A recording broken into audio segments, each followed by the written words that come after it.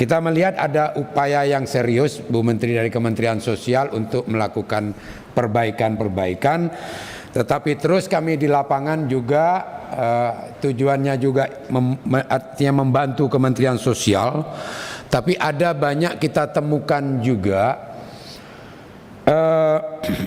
masyarakat yang tidak mampu, yang kemudian itu tidak masuk dalam DTKS. Saya kasih contoh tanpa sengaja Bu Menteri, di Jawa Timur saya membaca Tribun Jatim. Ada seorang nenek tua berusia 90 tahun, namanya Bu Semi. Bu Semi. Tadinya saya mau bilang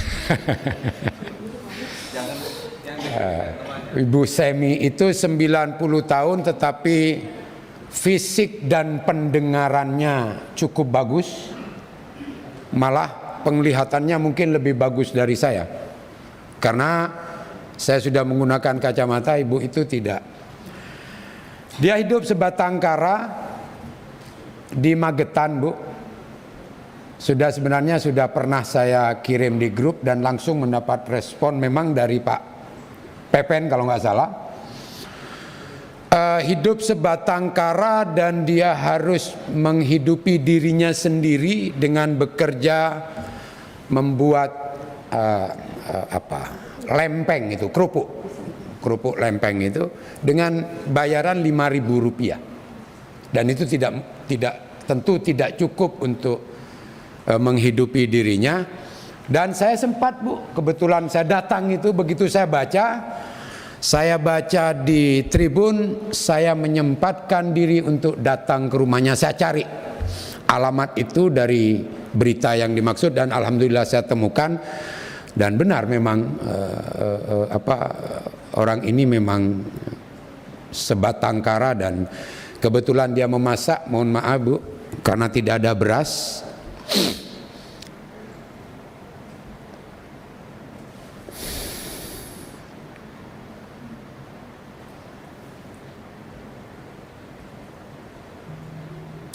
Dia harus memakan tahu dan kacang panjang yang direbus tanpa menu apapun. Saya tahu mungkin ini temuan saya 1-2. Saya yakin Ibu Menteri menemukan banyak hal seperti ini, karena wilayah yang Ibu tangani adalah di seluruh Nusantara ini. Sementara Bu, cerita dari Bu Semi ini saya langsung dan rekamannya saya rekam semua. Yang kasihan itu dia seringkali melihat tetangganya menerima beberapa kali bantuan. Ya mungkin tetangganya memang layak juga dibantu, tetapi dirinya tidak menerima bantuan. Nah, supaya tidak panjang Bu Menteri, artinya begini, hal-hal seperti ini tentu banyak Ibu temukan. Sementara di sisi yang lain, di desa yang sama,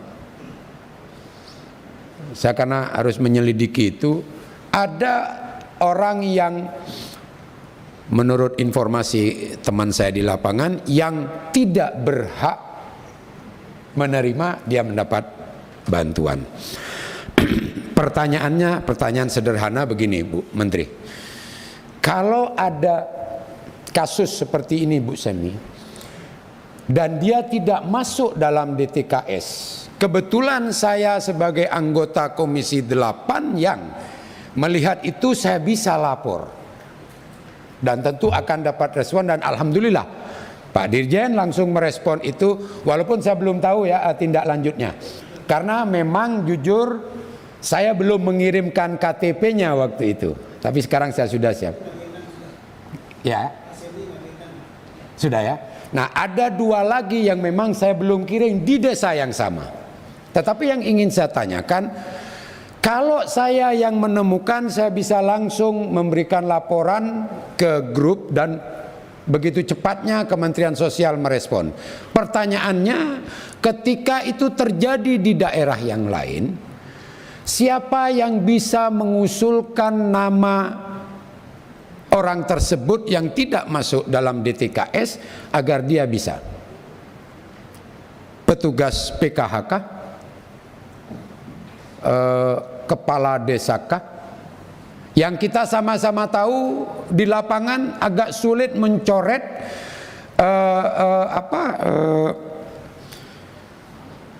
KPM yang sebenarnya sudah tidak layak menerima, tapi dia tetap menerima, dan ketika harus dikeluarkan ini ada banyak hal yang menyebabkan mereka tidak berani. Demikian yang bisa saya sampaikan. Dan jujur terakhir Bu Menteri, penutup, saya nggak bisa bayangkan, saya kan wilayah saya terbatas Bu, yaitu dapil saya hanya beberapa kabupaten. Saya waktu peristiwa saya datang ke rumah Bu Semi, jujur Bu Menteri, ini saya nggak butuh pujian, saya menyampaikan apa adanya. Waktu saya datang ke rumah Bu Semi itu, saya melihat wajah Bu Menteri di sana. Ini bulan puasa, saya tidak berbohong Bu. Yang ingin saya sampaikan, saya melihat wajah Ibu Menteri karena saya hanya wilayah yang saya tangani itu hanya 4-5 kabupaten, sementara Bu Menteri itu di seluruh Indonesia. Oleh karena itu saya tidak ingin pujian. Ini bulan puasa, apa yang saya sampaikan ketika saya datang ke sana, wajah Bu Menteri yang saya lihat karena begitu berat dan banyaknya tugas yang harus diemban. Tetapi kita sama-sama memiliki niat yang baik, yang sama untuk kemudian bagaimana program bantuan ini bisa tepat sasaran. Demikian pimpinan, terima kasih. Assalamualaikum warahmatullahi wabarakatuh. Terima kasih banyak Pak Wido. Selanjutnya pimpinan Pak Marwan dulu ya, baru Pak Aceh. Silakan Pak Marwan. Sementara